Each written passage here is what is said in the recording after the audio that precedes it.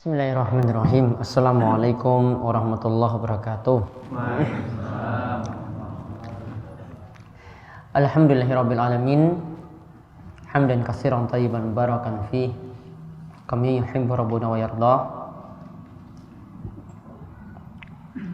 Wa asyhadu an la ilaha illallah wahdahu la syarikalah wa asyhadu anna Muhammadan abduhu wa rasuluh.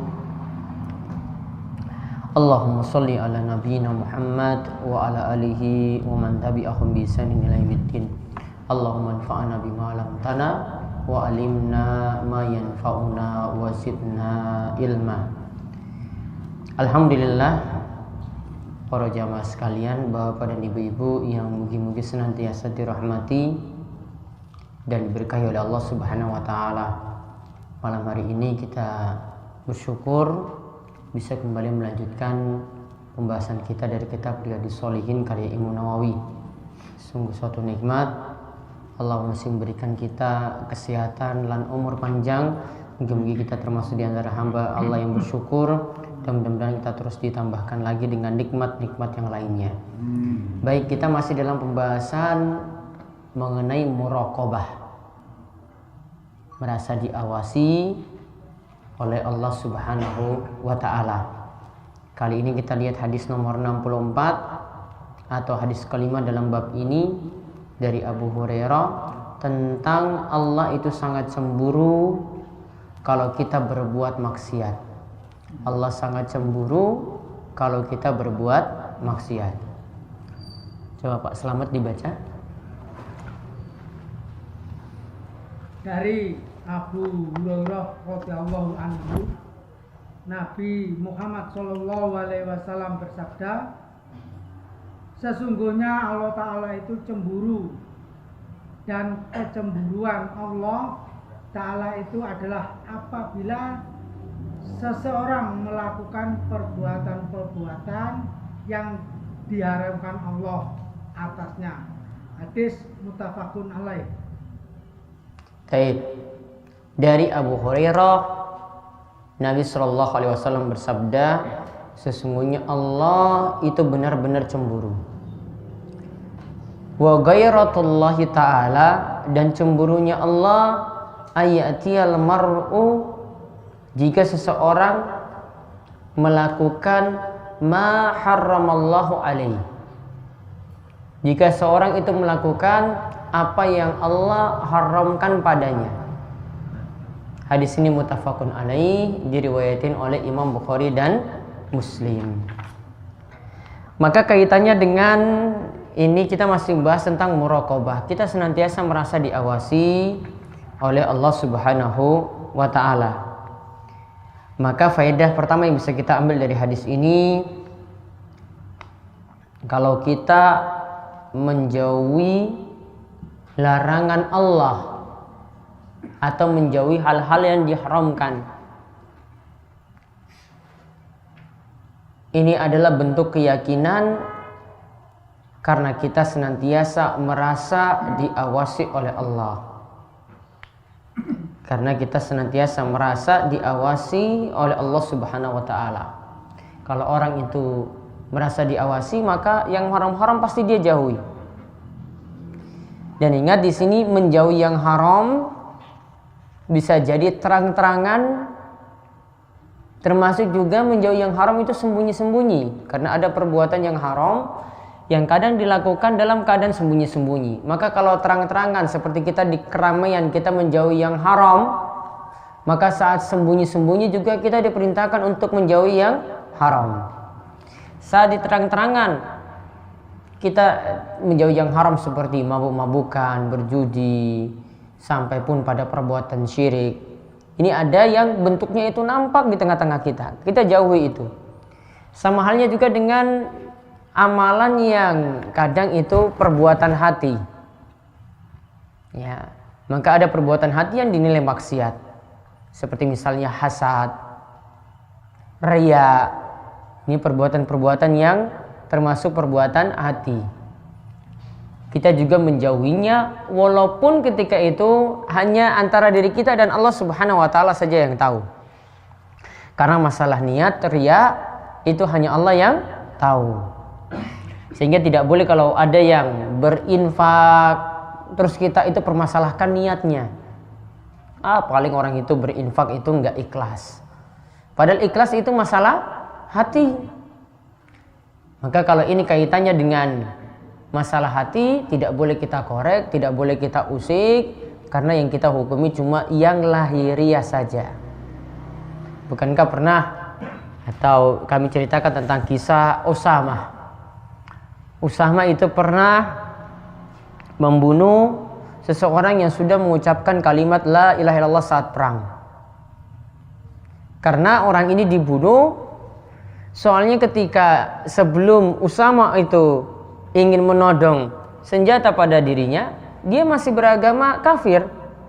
Namun ketika sudah keadaan genting darurat, baru dia menyebut asyhadu alla ilaha illallah. Dia bersyahadat ketika sudah keadaan genting. Dia ucapkan asyhadu alla ilaha illallah. Namun sama keyakinannya, menurut dia orang ini pasti cuma ingin menyelamatkan diri saja, makanya dia ucapkan kalimat la ilaha illallah. Maka saat itu Usamah tetap bunuh dia. Paling kamu ini pura-pura. Berarti Usamah sudah mengorek-ngorek hatinya kan? Ini pura-pura atau ingin menyelamatkan diri, ini tujuannya riya, tujuannya ingin selamatkan, ini perkara hati. Maka ketika itu Usamah melakukan kesalahan sampai hal ini diceritakan oleh Nabi SAW di kota Madinah. Nabi SAW kemudian tegur Usamah, apa-apaan kamu? Kamu kok membunuh orang yang sudah mengucapkan kalimat la ilaha illallah? Apa-apaan kamu kok sudah membunuh orang yang sudah bersyahadat?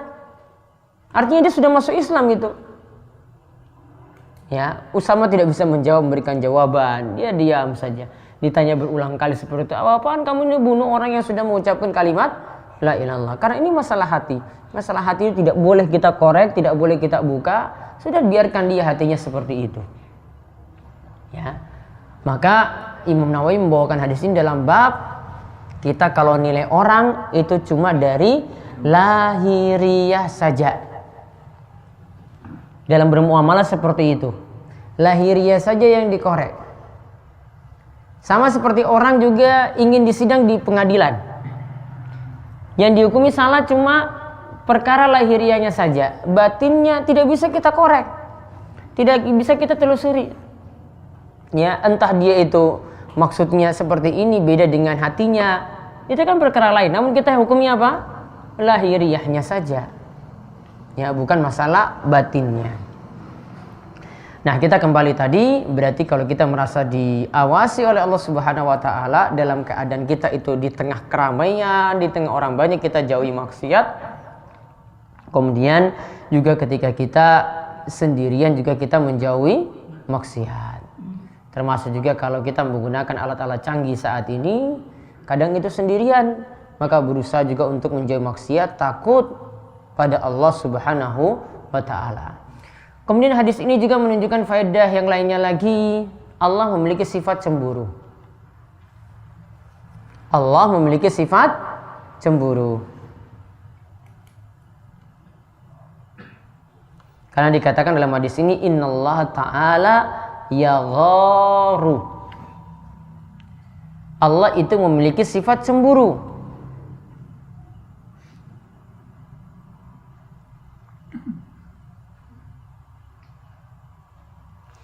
Dan sebagaimana keyakinan Ahlussunnah wal Jamaah, jika mendapati ayat-ayat atau hadis-hadis yang membicarakan tentang sifat-sifat Allah, ya sudah kita tetapkan.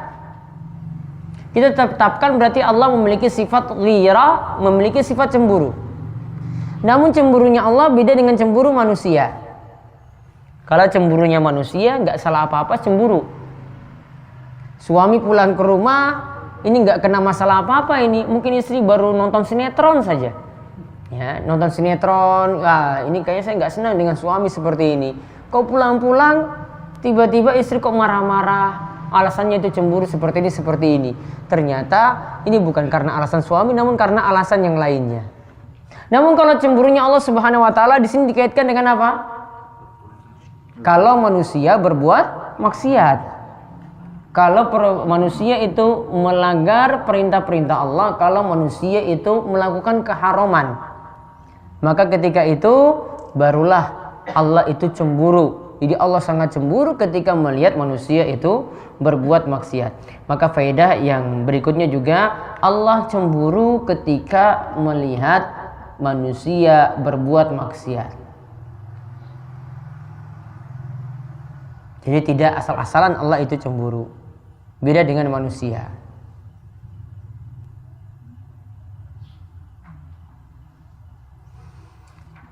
Kemudian hadis ini juga jadi dalil nama dan sifat Allah tidak dibatasi. Nama dan sifat Allah tidak dibatasi. Jadi nama Allah, kalau kita lihat di sampul Al-Quran ada 99, nama Allah tetap bisa lebih daripada itu. Begitu pula dengan sifat-sifat Allah.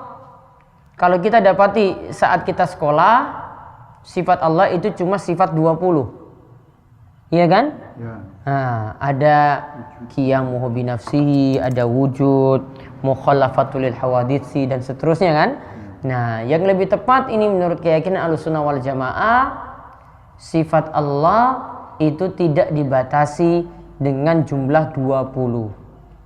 Kalau yang membatasinya ini adalah pemahaman Asy'ariyah. Pemahaman Asy'ariyah. Jadi akidah yang kita pelajari dulu di sekolah ini sebenarnya akidah Asy'ariyah. Bukan akidahnya para sahabat yang turun-temurun dari dulu, bukan. Karena kalau akidahnya para sahabat, mereka ketika menemukan sifat apa yang kita bahas ini, sifat apa? Cemburu, ya sudah mereka tetapkan, tidak mentakwil, tidak merubahnya, tidak menyelewengkannya, tidak menolaknya. Ditetapkan begitu saja. Maka lebih daripada 20 sifat.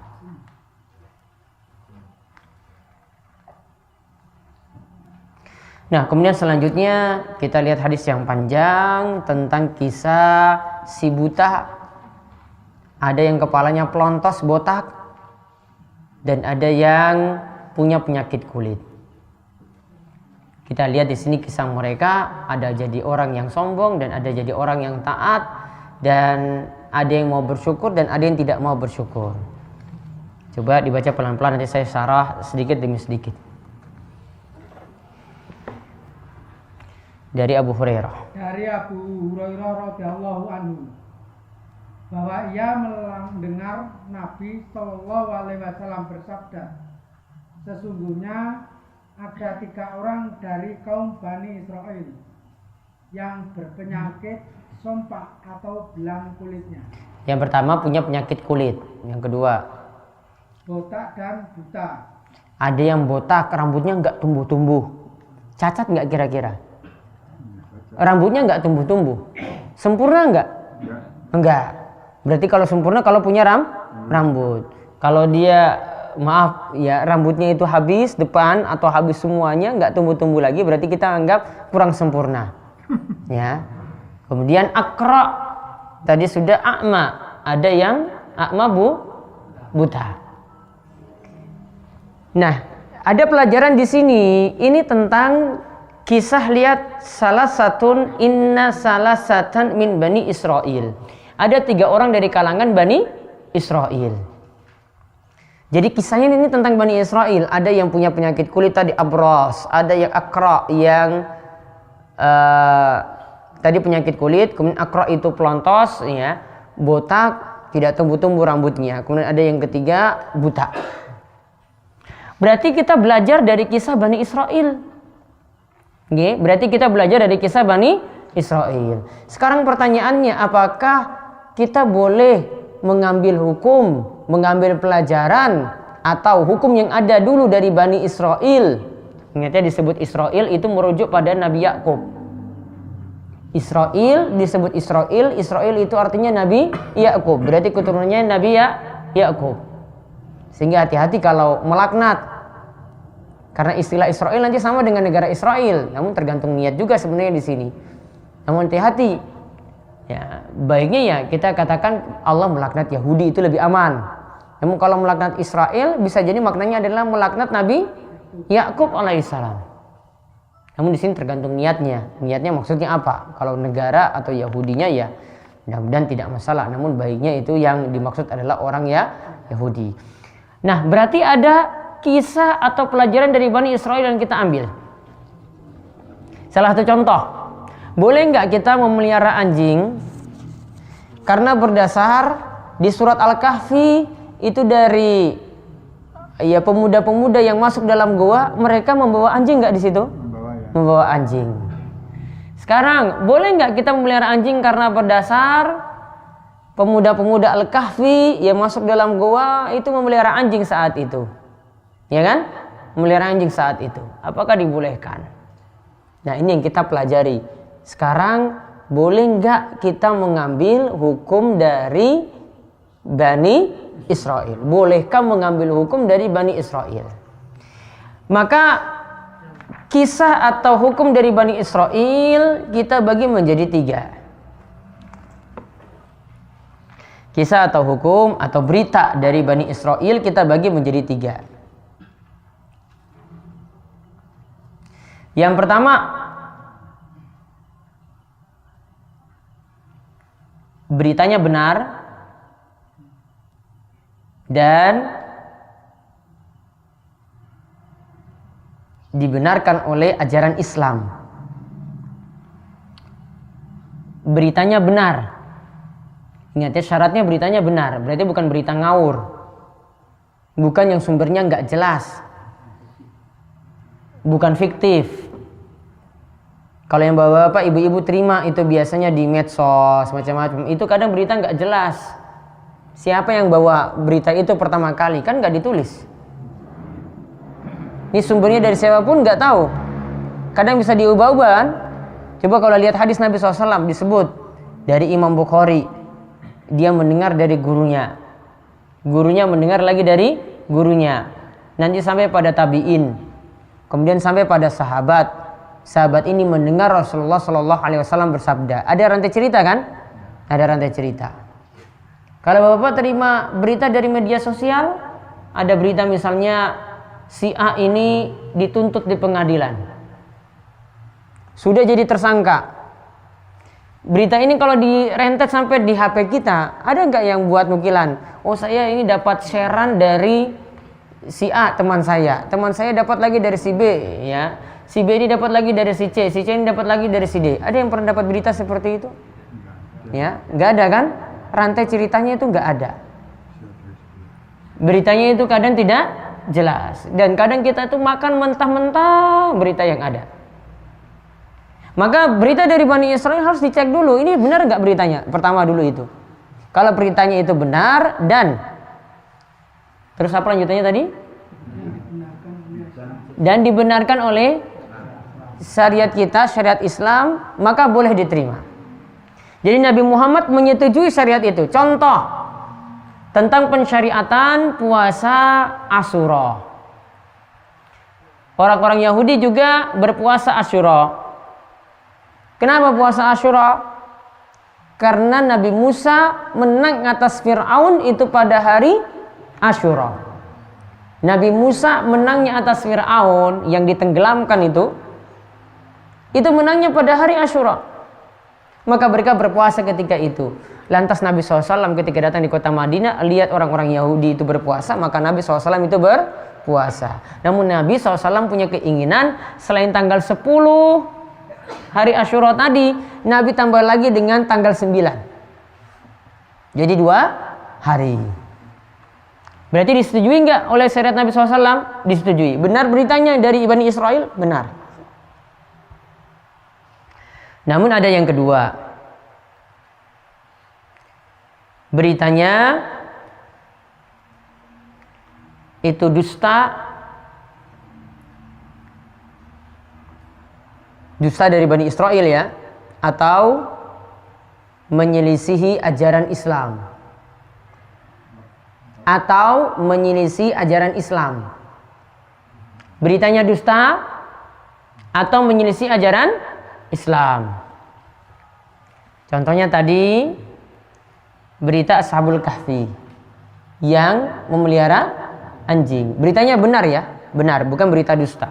Kalau berita dusta selesai, tidak boleh diterima. Namun karena ini menyelisih ajaran Islam, Nabi SAW itu melarang memelihara anjing kecuali dengan tujuan menjaga kebun, menjaga hewan ternak, ada juga untuk berburu. 3 tujuan yang boleh ya untuk anjing ya. Menjaga hewan ternak, menjaga sawah, atau yang ketiga untuk berburu. Anjing yang dilepas untuk nangkap hewan ketika berburu. Nah, saat itu baru dibolehkan. Berarti selain itu tujuannya cuma untuk jaga rumah. Ya, cuma untuk jalan-jalan. Ya kan, biasa pagi-pagi, minggu pagi kalau lagi nganggur kan, jalan dengan anjingnya. Biasa untuk jalan-jalan. Atau tujuan-tujuan yang lainnya cuma wah ini bagus anjingnya ini ya dipelihara aja, imut-imut ya, enak lihatnya itu bulunya seperti itu, maka dia kadang impor seperti tadi. Maka seperti ini kalau yang tujuannya untuk dipelihara tok atau untuk jaga rumah saja, maka tidak dibolehkan, karena Nabi SAW cuma membolehkan untuk 3 tujuan. Nabi SAW cuma membolehkan untuk 3 tujuan. Sampai-sampai Nabi katakan siapa yang memelihara tadi selain untuk jaga hewan ternak, jaga sawah atau untuk berburu, maka kalau dia pelihara maka pahalanya itu berkurang 1 hari itu 1 kirot. 1 kirot ini tergantung takarannya. Dulu saya pernah menyebutkan seperti Gunung Uhud, itu pembahasan lain. Namun yang jelas 1 hari berkurang 1 kirot, taruhlah sedikit. Kirotnya tergantung dengan takarannya. Berbeda setiap pembahasan, tidak sama dengan pembahasan sholat jenazah. Namun coba lihat, kalau 1 hari berkurang sedikit aja, namun tiap hari dipelihara terus, berarti makin lama makin numpuk, akhirnya pahala kebaikannya itu habis gara-gara memelihara anjing. Nah, berarti kesimpulannya, anjing pada Ashabul Kahfi disetujui atau tidak oleh syariat Islam? Anjing pada Ashabul Kahfi disetujui enggak dalam ajaran Islam? Tidak disetujui. Ya, tidak disetujui.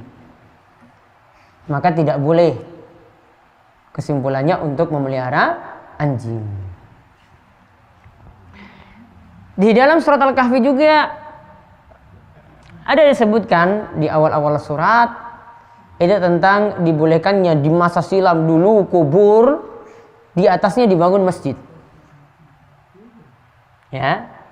Kubur di atasnya itu dibangun masjid. Sedangkan ketika syariat Nabi SAW datang, Nabi SAW mengatakan la'anallahu al-yahuda wa nasar ittakhadhu qubur anbiya'ihi masajid. Dalam riwayat lain disebutkan ulaika syirarul khalqi indallah. Nabi katakan Allah itu melaknat orang Yahudi dan Nasrani yang menjadikan kubur nabi-nabi mereka sebagai masjid. Ini kubur di atasnya dibangun masjid. Artinya kubur dan masjid itu bersatu. Ya, kubur dan masjid itu bersatu. Berarti secara aturan dalam hukum Islam, aturan Islam, kubur dan masjid tidak boleh bersatu sama sekali. Karena ini memang kita tidak dihukumi syirik, namun ini pelanggaran. Pelanggarannya kenapa?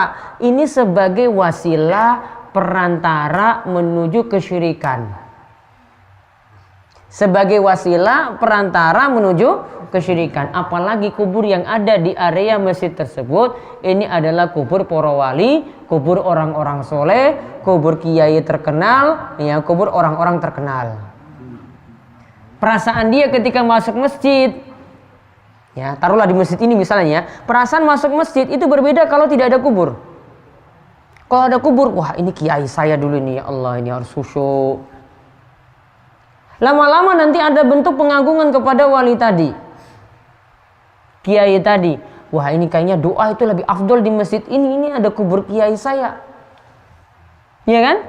Akhirnya sebagai perantara, lama-lama akhirnya dia tujukan doa kepada orang yang sudah mati tadi, orang soleh yang sudah mati tadi. Berarti lama-lama ini mengantarkan kepada kesyirikan. Jadi kenapa tidak boleh kubur dan masjid itu bersatu? Karena ini perantara menuju syirik. Dan setiap perantara menuju syirik itu dicegah dalam ajaran kita. Adapun di Masjid Nabawi area kubur Nabi SAW itu adalah rumah beliau. Dan tidak pernah ada yang melaksanakan sholat di area kubur tersebut. Tidak boleh sholat di Masjid Nabawi di area kubur. Yang di pagar itu nggak boleh dalamnya untuk sholat. Tanda bahwasanya masjid itu sendiri, rumah itu sendiri. Dan Nabi SAW itu dikuburkan dalam rumah, bukan di luar. Maka itu berbeda dengan tempat yang lainnya.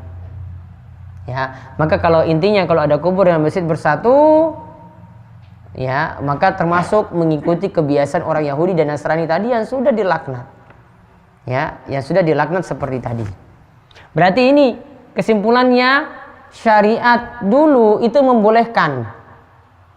Namun syariat kita ketika Nabi SAW itu datang, beliau katakan tidak boleh kubur dan masjid itu jadi satu. Di antara alasannya karena apa?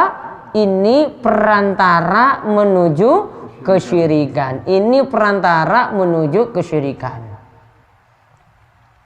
Ini nggak usah lihat contohnya. Pokoknya kaidah umumnya seperti itu. Sekarang bolehkah sholat di masjid yang ada kubur seperti itu? Para ulama beda pendapat. Ada yang menyatakan karena dalam hadis cuma dikatakan la'anallahu al-yahuda wa nasara ittakhadhu qubur anbiya'ihi masajid. Yang dilarang berarti cuma menjadikan kubur sebagai masjid atau kubur di atasnya dibangun masjid. Maka sholat tempat itu tidak masalah katanya. Namun pendapat yang lebih tepat, tidak boleh sholat di masjid yang ada kubur. Tidak boleh sholat di masjid yang ada kubur. Ya, di sini di mana kuburnya itu ada di area masjid. Ya, di sini yang di mana kuburnya itu ada di area masjid. Di antara alasannya tadi untuk mencegah terjadinya kesyirikan karena nanti ada bentuk pengagungan yang berlebihan seperti tawassul, menyentuh-nyentuh kubur atau merasa lebih afdal sholat di situ daripada di masjid yang lainnya yang tidak ada kubur. Dan juga nanti akan dianggap nanti baca Al-Quran lebih afdal di masjid yang ada di kuburnya. Maca zikir lebih afdal di masjid yang ada kuburnya.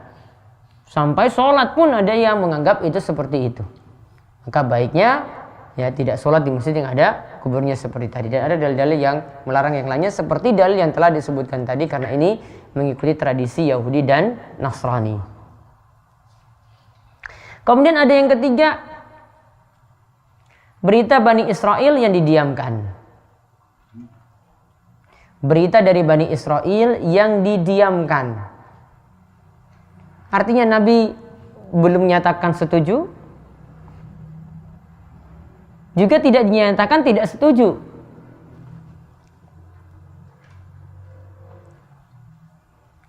Sikap kita adalah, kata para ulama, kita tidak mengimani berita tersebut dan juga tidak mendustakannya. Kita tidak mengimani berita tersebut dan juga tidak mendustakannya. Karena Nabi SAW katakan, balighu anni walau ayat, sampaikan dariku walau satu ayat, wa haditsu an Bani Israil wala haraj. Sampaikanlah berita dari Bani Israel dan tidak mengapa ketika engkau menyampaikannya. Berarti kalau cuma menyampaikan walaupun itu kita tidak tahu ini benar atau tidak, boleh. Namun kita tidak imani, kita tidak dustakan. Ya, kita tidak imani, kita tidak dustakan. Ya sudahlah, ceritakan saja. Nah sekarang kisah yang dibahas di sini, ini kira-kira masuk nomor 1, nomor 2, apa nomor 3? Nomor 1, nomor 2, atau nomor 3? Nomor 1, karena Nabi ceritakan.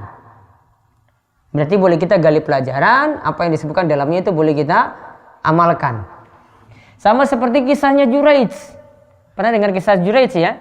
Juraij yang pernah didoakan jelek ibunya, engkau sebelum meninggal dunia nanti akan melihat wajah wanita pelacur. Dikabulkan doanya karena waktu dipanggil sholat 3 kali tidak nyaut, akhirnya ibunya doakan seperti itu. Akhirnya terjadi. Itu berita Bani Israel sebenarnya. Namun diceritakan oleh Nabi SAW. Ya, diceritakan oleh Nabi SAW dan hadisnya sahih. Dibawakan kisahnya oleh Imam Bukhari dalam kitab Al-Adabul Mufrad. Berarti boleh kita benarkan. Sama kisahnya seperti di sini. Nah, kita lihat apa yang disampaikan selanjutnya dari hadis ini. Selanjutnya, 3 orang tadi sudah disebut, ada punya penyakit kulit. Yang kedua itu botak, rambutnya tidak tumbuh-tumbuh. Yang ketiga buta. Oke, dilanjutkan Pak Selamat. Kemudian Allah hendak menguji mereka. Maka Allah mengutus seorang malaikat kepada mereka. Maka malaikat itu mendatangi orang sompak lalu bertanya. Orang sompak itu tadi ya, yang punya penyakit kulit. Ya, kusta, lepra gitulah. Punya penyakit kulit, kulitnya nggak cemerlang, kulitnya nggak mulus gitu, ya belang-belang. Kan aib sekali kalau datang ke orang lain, wah kok kulitmu kayak begini, aib. Maka lihat di sini pelajaran yang bisa diambil lagi, malaikat itu kadang bisa merubah-rubah bentuk. Malaikat itu datang, iya kan? Malaikat itu datang, nanti dia akan di kisah selanjutnya akan datang dengan wujud sesuai dengan keadaan orang ini nanti sebelumnya. Sebelumnya misalnya orang ini dalam keadaan buta, ini keadaan punya penyakit kulit, malaikat datang dalam wujud seperti itu untuk menguji. Maka di sini dikatakan Allah akan menguji mereka, maka diutus malaikat. Dan ingat di sini ujian yang diberikan di sini sebenarnya ujian harta. Orang pertama itu miskin, dibuat jadi kaya. Lantas di sini dikatakan, ya, in aradallahu ayyabtaliyahum. Allah itu menginginkan supaya mereka itu diuji. Berarti ada ujian itu berupa harta. Jadi orang kaya itu adalah ujian. Orang kaya itu sebenarnya mendapatkan ujian. Apakah benar-benar dia itu bisa bersyukur ataukah dia menjadi orang-orang yang sombong ketika dibuat jadi kaya? Terus, maka mereka mendatangi orang yang punya penyakit kulit, lalu kemudian Allah mengutus malaikat kepada mereka. Maka malaikat itu mendatangi orang sombong itu lalu bertanya, apakah yang kamu inginkan?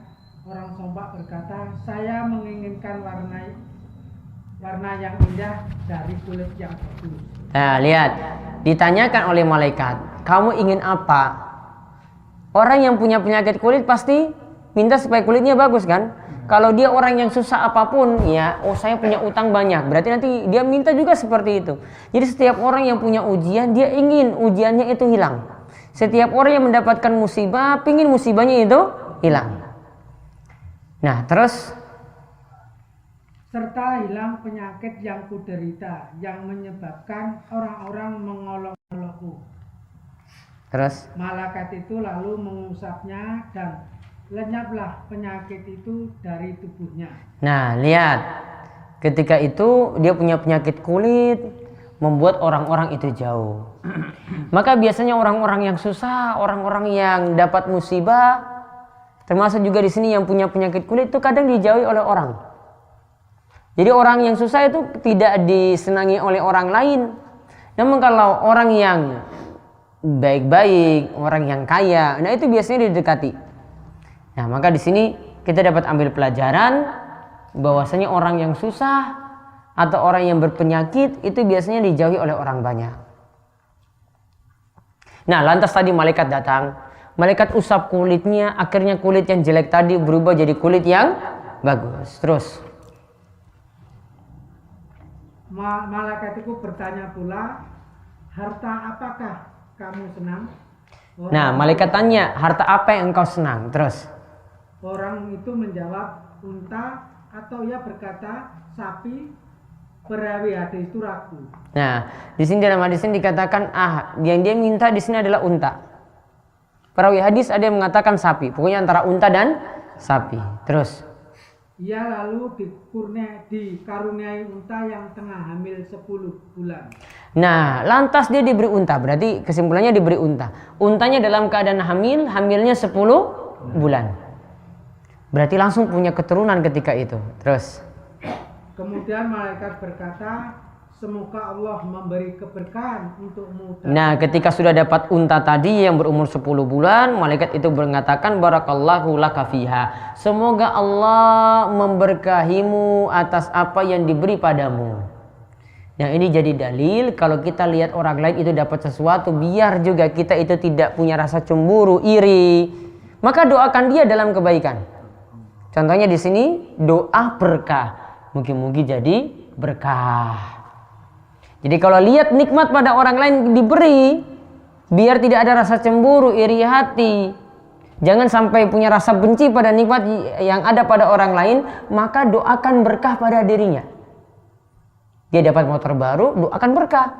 Biar tidak langsung masuk rasa curiga, tidak masuk rasa suudzon, tidak masuk rasa hasad, tidak masuk rasa iri, sombong. Langsung doakan kebaikan. Barakallahu laka fiha. Semoga Allah memberikan berkah untukmu dengan yang diberikan kepadamu. Enak hidup kalau mendoakan kebaikan seperti itu. Karena ingat, setiap orang yang mendapatkan kebaikan, dia juga akan mendapatkan yang semisal dengan apa yang dia doakan. Ya, dia doakan tadi temannya dapat motor misalnya, ya nanti juga dia akan dimudahkan untuk dapat rezeki semisal itu. Atau rezeki yang mungkin sama atau semisal. Nah, terus itu tadi orang yang pertama ya, orang yang punya penyakit kulit. Terus yang kedua. Kemudian malaikat itu mendatangi orang botak dan bertanya. Nah, yang kedua didatangi orang botak. Terus. Apakah yang paling kamu inginkan? Apakah yang paling kamu inginkan? Ayyushain ahabbu ilaik. Apa yang kamu inginkan? Terus. Orang botak berkata, rambut yang rapi. Nah, rambut yang rapi. Karena kan sekarang botak, dia rambut saya tumbuh dengan rapi. Botak seperti ini nggak enak. Terus. Dan hilangnya penyakit yang kuderita, yang menyebabkan orang-orang mengolok-olokku. Nah, karena dengan penyakit botaknya ini biasanya jadi ejekan orang. Lihat dia botak sedikit, ya diejek oleh orang-orang. Maka orang-orang menjauh darinya, biasanya mengejeknya. Jadi dia ingin supaya orang-orang tidak mengejeknya lagi. Terus malaikat itu lalu mengusapnya dan hilanglah penyakitnya. Malaikat lantas mengusapnya dan hilanglah penyakit yang dia derita. Terus dan tumbuhlah rambut yang indah. Dan tumbuhnya rambut yang rapi, yang indah, tidak botak lagi. Terus malaikat itu bertanya lagi, harta apakah yang kamu senang? Ya. Nah, malaikat tanya lagi, harta apa yang kamu senang? Kalau tadi orang yang pertama diberi harta apa? Unta. Nah, sekarang terus ia berkata, sapi. Ia pun diberi sapi yang tengah hamil. Nah, dia minta sapi, akhirnya dia diberi sapi yang dalam keadaan hamil. Lalu malaikat itu berkata, semoga Allah memberikan keberkahan untukmu dalam sapi ini. Nah, semoga Allah memberkahi sapi yang diberikan kepadamu. Barakallahu laka fiha. Berarti tadi setiap dapat kebaikan doakan berkah pada orang lain. Lalu yang ketiga. Tadi yang pertama tadi yang punya penyakit kulit, yang kedua berarti botak, yang ketiga buta. Sekarang ceritakan tentang yang buta. Selanjutnya malaikat itu pun mendatangi orang buta lalu bertanya, apakah yang paling kamu inginkan? Apa yang paling engkau inginkan? Terus orang buta menjawab, Allah mengembalikan penglihatanku sehingga aku dapat melihat semua orang. Nah, coba lihat. Aku ingin Allah yang mengembalikan penglihatanku dan akhirnya aku bisa melihat semua orang. Coba bandingkan dengan yang pertama dan kedua tadi. Ada kata-kata Allah nggak mereka sebut? Ada nggak di situ disebut kata-kata Allah? Allah yang menakdirkan aku botak, Allah yang menakdirkan aku punya penyakit kulit. Ada nggak kata-kata semacam itu? Enggak kan? Enggak. Maka lihat, orang yang ketiga ini berarti beda dengan orang yang pertama dan yang kedua. Orang yang ketiga ini halus sekali bahasanya. Saya ingin, dia tidak protes dengan butanya enggak. Ya, dia tidak protes dengan butanya. Dia tidak katakan, ya saya ingin penglihatan yang bagus karena sekarang saya itu buta, orang-orang itu jauh. Namun dia katakan di sini, saya ingin penglihatanku kembali. Allah mengembalikan penglihatanku sehingga aku bisa melihat orang-orang. Ada nggak kata-kata di sini dia protes dengan butanya? Ada nggak? Dia katakan, wah gara-gara saya buta orang-orang jauh. Ada nggak di sini? Nggak ada kalimat semacam itu. Maka lihat keadaan orang yang ketiga ini berarti berbeda dengan yang pertama dan kedua. Dari kalimatnya saja kita tahu keadaan yang dia derita, dia terima. Dia ridho dengan takdir yang Allah berikan. Ya, dan menganggap bahwasanya kalau orang-orang jauh itu bukan musibah bagi dirinya. Kalau dia buta juga bukan musibah yang berat. Sehingga tanggapannya berbeda dengan orang yang pertama dan orang yang kedua. Maka tentu saja nanti keadaan orang yang pertama dan kedua ketika nanti diberikan kekayaan. Tadi kan yang pertama sudah diberikan unta, yang kedua sudah diberikan sapi. Nanti beda nanti ketika jadi orang kaya. Orang pertama dan orang kedua berarti nanti kalau jadi kaya gimana kira-kira? Sombong nggak? Wong ketika lagi miskin aja kayak gitu loh, banyak protes. Ya, banyak protes kan? Wah ini gara-gara saya miskin, orang-orang ini jauh dari saya. Oh berarti kalau kaya sombong sekali. Namun kalau ini yang buta ini, ya dia nggak protes ini nggak protes sama sekali. Ya kalau Allah mau kembalikanlah penglihatanku seperti yang dulu sehingga saya bisa lihat orang-orang. Gak protes dengan takdir. Ya keadaannya nanti pasti baik juga setelah itu. Ya setelah itu. Setelah beberapa waktu sehingga dapat melihat semua orang. Malaikat lalu mengusap dan Allah mengembalikan penglihatannya. Malaikat mengusap. Lalu kalimat ini dikatakan Allah yang mengembalikan penglihatannya. Dengan kalimat Allah di sini. Sebelumnya nggak ada kalimat kayak gitu. Terus. Malaikat bertanya, harta apakah yang paling kamu senangi? Yang menjawab kambing. Kemudian kira-kira kambing dengan sapi mahalan mana? Sapi. Kok dia nggak milih unta di sini atau sapi coba? Dia cuma milih yang mana? Murahan sekali. Sapi dengan unta dengan kambing itu kan bedanya bisa 10 kali lipat, iya kan? Namun dia milih yang kambing saat itu. Al-ghanam, saya itu pengen ghanam. Ini kambing aja lah. Lantas dia diberikan kambing yang dalam keadaan bunting kan, hamil kan? Iya. Kemudian fantaja hazani wallada hadza. Terus dilanjutkan. Selang beberapa waktu unta, sapi dan kambing itu pun melahirkan anak. Nah, lantas unta dan sapi yang diberikan ke orang pertama itu jadi banyak.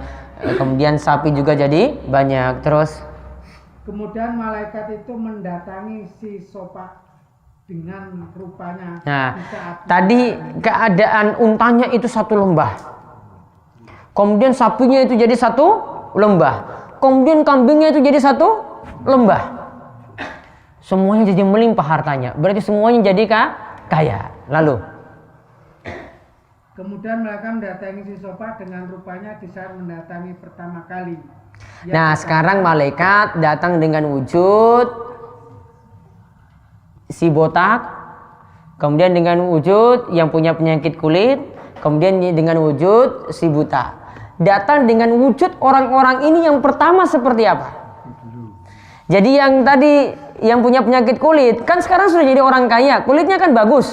Malaikat datang dengan keadaan orang yang berpenyakit kulit. Kemudian yang botak dia datang dengan keadaan orang yang botak. Sekarang kan rambutnya sudah bagus.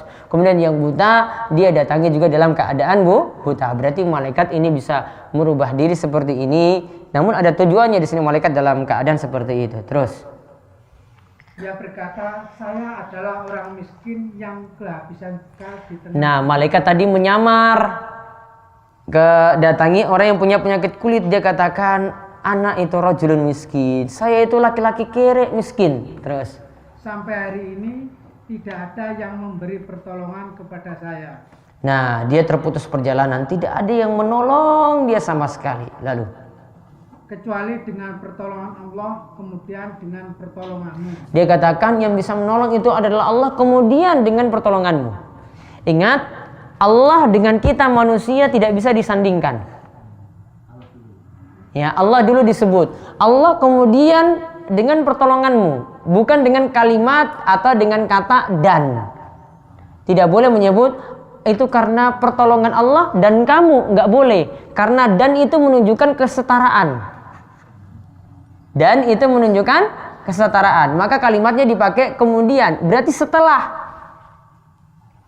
Maka di sini diajarkan Allah dan manusia tidak boleh disejajarkan. Oke? Allah dan manusia tidak boleh disejajarkan. Maka nanti yang paling bagus, ini termasuk ini walaupun cuma tempelan saja. Baiknya tempelan Allah dan Nabi Muhammad itu enggak dibuat sejajar. Karena Allah dan Nabi Muhammad itu tidak sejajar. Allah yang lebih tinggi, Muhammad tetap di bawahnya. Tidak kita setarakan. Ini simpelnya atau sederhananya seperti itu. Paham ya? Nah, sekarang kita lihat. Kalau kita mau menyatakan Allah yang beri pertolongan, kita katakan Allah memang. Namun barangkali ada karena teman kita yang memberikan kelancaran, boleh kita sebut dia juga. Namun setelah menyebut nama Allah, nggak boleh cuma bilang saja pada teman, ini cuma karena bantuanmu saja. Kalau nggak ada bantuanmu nggak bisa saya itu tertolong. Ini nggak boleh. Ya, berarti kan cuma dia saja. Padahal yang berperan besar bukan dia sebenarnya, Allah yang berperan besar. Juga tidak boleh menyatakan karena pertolongan Allah juga bantuanmu dan bantuanmu, nggak boleh juga kalau setara. Yang boleh apa tadi? Karena pertolongan Allah kemudian bantuanmu. Jadi Allah jangan dilupakan.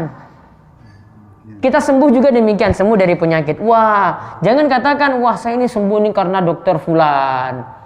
Ini kalau nggak ada dokter ini saya nggak akan pernah sembuh dari penyakit saya. Ini menunjukkan ketauhidannya ini agak-agak kurang. Kenapa kurang? Pasrah semua kepada manusia. Coba kalau dokter yang ini mati besoknya, apa dia bisa sembuh lagi? Nggak bisa kan? Karena keyakinannya sudah seperti itu. Maka keyakinannya harus ini Allah yang menyembuhkan saya. Dan kemudian ya Allah menyembuhkan saya. Kemudian saya datang ke dokter ini, Allah mudahkan lagi saya sembuh. Berarti Allah yang jadi ya pusat atau yang pokoknya yang menyembuhkan kita itu adalah Allah Subhanahu wa taala. Diajarkan tauhid seperti ini. Terus saya meminta padamu dengan atas nama Allah yang telah memberikan warna. Nah, diingatkan di sini saya meminta kepadamu atas nama Allah. Minta atas nama Allah karena engkau sekarang sudah diberikan kulit yang bagus. Terus warna kulit yang bagus, terus dan punya harta yang banyak. Tadi dapat apa yang orang yang pertama ini? Dapat unta. Berarti unta yang banyak. Terus saya minta seekor unta untuk saya minta seekor unta saja. Kan kamu punya satu lembah. Ya, satu lembah ini taruhlah satu imogiri lah. Satu imogiri ini isi unta saja. Atau satu pasar itulah. Satu pasar ini untamu semuanya. Saya minta satu ekor saja. Ya, saya minta satu ekor saja. Kamu punya 100, saya minta 1. Ya, terus untuk bekal melanjutkan perjalanan. Nah, dia minta cuma ini karena kebutuhan, ini bukan foya-foya, minta untuk melanjutkan perjalanan. Lalu orang sofa itu menjawab, keperluanku masih banyak. Nah, dia jawabannya kayak gini, al-huququ katsirah. Wah, saya itu orang sibuk, ya, kepentinganku itu banyak. Satu saja saya nggak bisa kasih, intinya kayak gitu. Namun alasannya kan panjang di sini, ya. Dia nggak sebut saya nggak mau kasih. Namun ini alasan orang pelit kayak gini memang. Wah, kepentinganku itu banyak. Ya, orang pelit nggak mau jujur juga. Ya, kalau mau jujur kan gampang kan? Saya nggak mau kasih satu pun, saya nggak mau lah. Biar halus dia ngomongnya, saya itu keperluannya banyak. Ini orang pelit kan pintar ini juga, menggelap bergelit macam sana sini biar ya hartanya tidak berkurang lah seperti itu. Terus malaikat mengatakan, berkata lagi, kalau tidak salah saya mengenalmu. Bukankah engkau dulu orang yang berpenyakit sopak sehingga orang-orang jijik kepadamu? Engkau dulu dalam keadaan fakir, kemudian Allah memberikan harta padamu. Nah, dia diingatkan tadi. Dulu bukankah kamu itu yang punya penyakit kulit? Lalu Allah itu buat kulitmu itu jadi bagus. Diingatkan berarti dengan keadaannya yang dulu. Kemudian dulu kamu juga miskin. Allah yang memberikan harta kepadamu. Lalu orang Sopak pun menjawab, semua harta kekayaanku ini adalah warisan dari nenek moyangku. Nah, dia katakan bahwasanya saya punya harta yang banyak ini karena warisan dari nenek moyangku. Dia nggak mau katakan Allah yang beri. Berarti sombong sekali kan? Sudah nggak mau ngakui nikmat dari Allah, terus dia katakan bahwasanya itu cuma warisan dari nenek moyangku. Orang-orang pelit sifatnya seperti itu, orang-orang sombong sifatnya seperti itu, tidak mau menyandarkan nikmat pada Allah Subhanahu wa taala. Terus kemudian malaikat berkata, jika engkau berdusta, semoga Allah menjadikan engkau kembali seperti keadaan semula. Nah, jika engkau bohong, mudah-mudahan kamu kembali lagi. Berarti keadaannya dulu apa? Punya penyakit kulit, mudah-mudahan engkau kembali lagi punya penyakit kulit seperti yang dulu itu ada. Berarti boleh doakan jelek orang yang biasanya sombong. Boleh doakan jelek. Wah, dia ini kok sombongnya keterlaluan sekali ya, nggak mau ngingat-ingat nikmat Allah yang Allah sudah berikan. Mudah-mudahan kembalilah ke keadaannya dulu. Terus selanjutnya malaikat itu mendatangi orang botak dengan rupanya. Nah, didatangilah orang botak dengan keadaan seperti orang botak. Terus kemudian berkata kepadanya. Nah, perkataannya sama seperti tadi. Ya, diingatkan. Maaf, dia ini dalam keadaan butuh kan? Ini miskin, datang, kemudian minta bantuan. Sekarang orang yang botak dikasih apa tadi? Hewannya apa? Sapi. Ya, saya itu butuh untuk pulang lagi kembali ke tempatku. Bekal-bekalku sudah habis. Saya minta satu sapi saja. Jawabannya apa tadi? Hukukun katsirah. Ya, kebutuhanku itu banyak. Ini alasan orang pelit. Ya, kebutuhanku itu banyak yang mesti dipenuhi. Ya, jadi alasannya kayak begitu. Ya. Kemudian setelah itu dia jawab seperti itu juga. Kemudian malaikat itu menjawab, in kunta kadziban fasayarakallahu ila ma kunta. Jika engkau bohong, maka mudah-mudahan engkau akan dikembalikan lagi seperti keadaanmu dahulu. Berarti seperti keadaanmu botak lagi seperti dulu. Terus untuk yang a'ma, yang buta. Seterusnya malaikat itu mendatangi orang buta.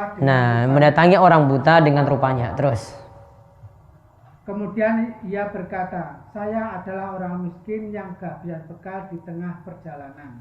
Dia orang miskin yang kehabisan bekal di tengah perjalanan. Lalu sampai hari ini tidak ada yang mau memberi pertolongan kepada saya. Nah, sampai hari ini tidak ada yang memberikan pertolongan kepadanya kecuali Allah kemudian kamu. Nah, lalu dikatakan yang bisa menolong itu Allah kemudian kamu. Ini kalimatnya betul, kalimat tauhid seperti itu. Terus oleh karena itu saya memintamu ke atas nama Allah yang mengembalikanku. Saya memintamu atas nama Allah untuk memberikan seekor kambing. Kan dapat kambing kan? Supaya saya bisa pulang lagi melanjutkan perjalananku. Kemudian yang buta itu jawab.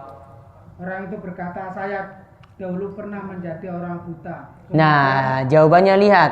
Dia tidak katakan urusanku banyak. Tidak mengatakan keperluanku banyak. Namun yang dia katakan langsung, iya, dulu saya itu keadaan sama sepertimu. Qad kuntu a'ma. Saya keadaannya sama sepertimu dulu, sama-sama buta. Faradallahu ilayya basari. Kemudian Allah itu kembalikan penglihatanku. Fakhuz masyi'ta. Silakan engkau ambil apa saja yang engkau mau. Berarti tadi yang kambing satu lembah, monggo mau pilih berapa ekor yang kamu mau.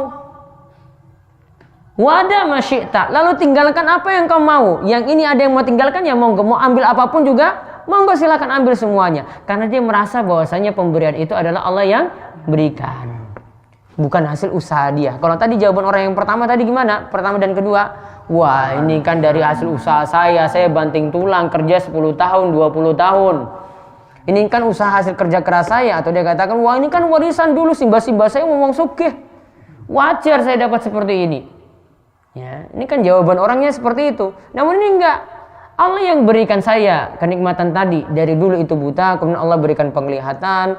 Mau kamu ambil yang harta-harta ini semuanya titipan. Mau kamu ambil berapapun silahkan. Mau tinggalkan berapapun silahkan. Fallahi ma ajhadu kal yaum bi syai'in akhastu lillahi azza wa jalla.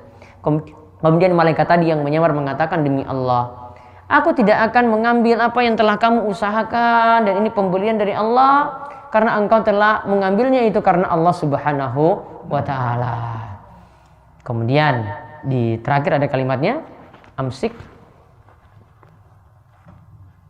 Di kalimat yang paling bawah, An-namsik al-usara, dengan memendoma. bukan, di atasnya lagi. Demi Allah, sekarang saya tidak akan memberatkan sesuatu kepadamu yang kamu ambil karena Allah. Jadi malaikat katakan, saya tidak akan ambillah apa yang telah diberikan kepadamu. Kamu ambil ini saja dengan jujur sekali, tanda syukur sekali engkau itu mengambilnya. Terus, peliharalah harta kekayaanmu. nah malaikat malah suruh peliharalah harta kekayaanmu, karena ini harta yang berkah. Harta yang berkah itu akan tetap terus langgeng. Jadi harta yang dipakai untuk ketaatan, untuk ibadah, rajin sedekah, rajin zakat, dikeluarkan untuk nafkah, itu akan tetap langgeng terus. Beda kalau orangnya pelit, apalagi sudah tidak mau bersyukur lagi, cepat musnah, cepat hancur harta tersebut. Kalau tetaplah harta itu ada, mungkin yang punya harta nanti cepat kena penyakit, mungkin nanti bangkrut gara-gara utang yang menumpuk. Bisa jadi seperti itu. Terus, Karena sesungguhnya kalian telah diuji. kalian telah diuji. Diuji tadi dengan apa? Awalnya miskin, kemudian jadi kaya. Berarti diuji dengan kekayaan. Terus, Allah telah meridhoi dirimu dan memurkai dua orang sahabat. Allah ridho dengan kamu si buta, sedangkan dua sahabatmu tadi Allah murka kepada mereka. Ya. Dan satu pelajaran lagi di sini, coba lihat keadaan kambing, unta dan sapi. Yang memelihara unta dan sapi, keadaannya bagaimana? Sombong atau tidak? Sombong. Kalau yang memelihara kambing di sini, tidak sombong kan? Orangnya bersyukur, rajin bersyukur, tahu ini adalah nikmat dari Allah, dan keadaannya juga tidak menyombongkan diri. Tahu juga keadaannya dulu seperti apa. Ini yang para ulama katakan, memelihara kambing itu lebih utama daripada memelihara sapi. Ya, kambing itu lebih utama daripada memelihara sapi. Namun itu pelajaran tambahan saja. Adapun faedah-faedah yang lainnya nanti insya Allah kita bahas untuk pertemuan berikutnya. Baik. Ada yang tanyakan, monggo. Ya. Kisah tentang iblis ketemu sama Nabi Musa terus iblis mau bertobat, itu kisah benar atau? Itu kisah nggak benar. Iya, itu kisah nggak benar. Saya dapat riwayat, tapi bisa di-search di internet, ada cerita tentang itu. Ya, bisa di-search di internet, ada cerita tentang itu. Ada lagi. Iya, panas ya. Saya itu iri kepada Allah Ta'ala, karena pada zaman Bani Israel kok para malaikat disuruh purba bahwa untuk mengontrol orang-orang menguji Merubah wujud, kemudian datang dengan keadaan seperti itu. Wallahu a'lam. Ini perkara gaib, ini panas. Datang kepada Pak Nasir gitu, kasih kambing, sapi gitu ya. Yang kemarin itu kita bahkan bersama saja. Tapi ada pertanyaan saya nggak bisa menjawab. Orang yang sikapnya mengatakan supaya kulurobi akroman dengan saya kulurobi ahana, itu kedua-duanya baik apa jelek semuanya. Ketika mendapat nikmat dan untuk kemurahan dari Allah, mengatakan Allah lagi senang sama aku, memuliakan aku ya. Kemudian yang kedua, dan dikurangi nikmatnya, kemudian wah ini Allah jangan. Itu nyambung, ceritanya itu nyambung dua-duanya itu. Dua sikap itu Itu bukan dua sikap yang berbeda, itu satu orang. Satu orang begitu. Iya. Itu sikap mazmum apa? Mahmud. Karena itu satu cerita, itu satu rangkaian.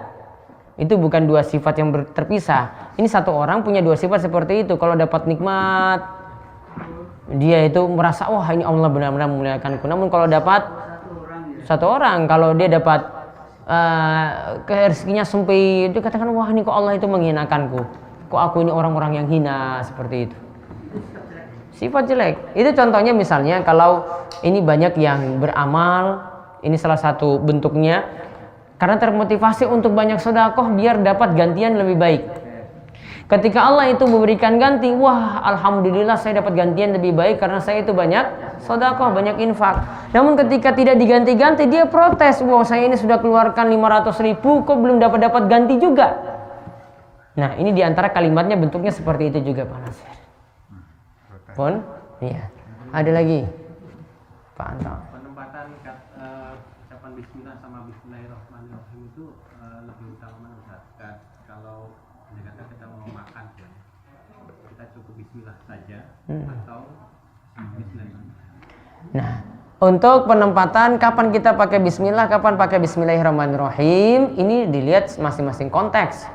Kalau makan, lafaz yang diperintahkan oleh Nabi itu tasmiyah. Tasmiyah itu cukup baca Bismillah. Ya, cukup baca Bismillah saat makan.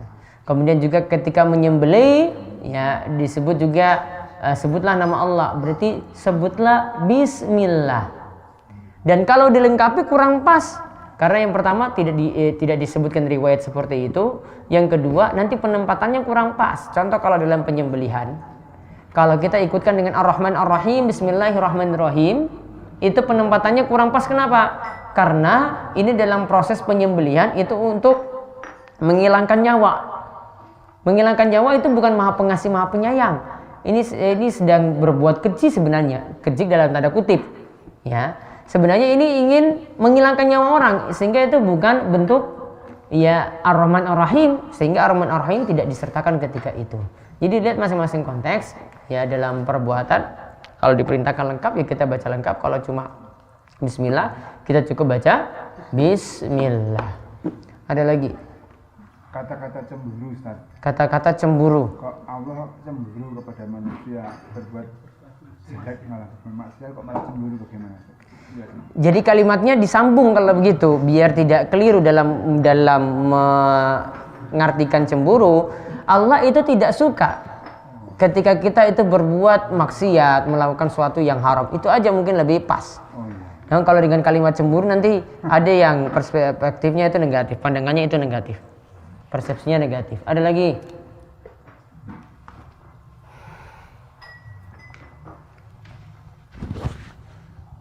Gih.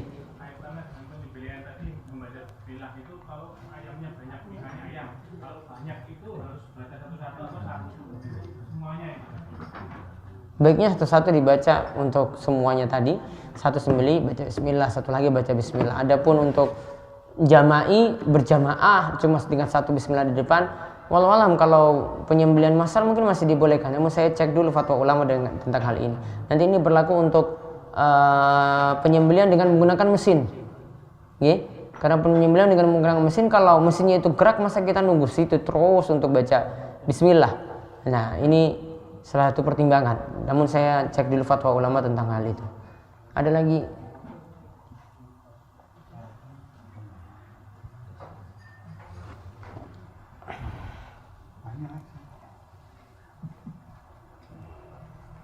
Nih.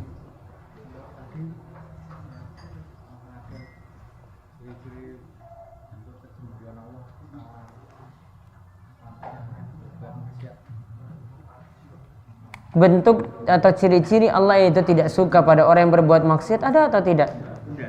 Ya. Kalau mungkin sebelum dia bermaksiat mungkin tidak. Kadang tidak.